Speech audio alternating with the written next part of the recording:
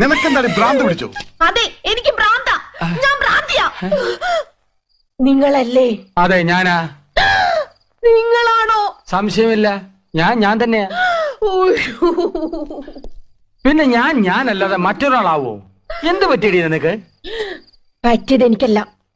ആദ്യമായി അവർ കണ്ണും കരലും കൈമാറിയത് യമുന റാണി നിങ്ങളുടെ വീട്ടിൽ അതിഥിയായി വന്ന ദിവസമാണ്.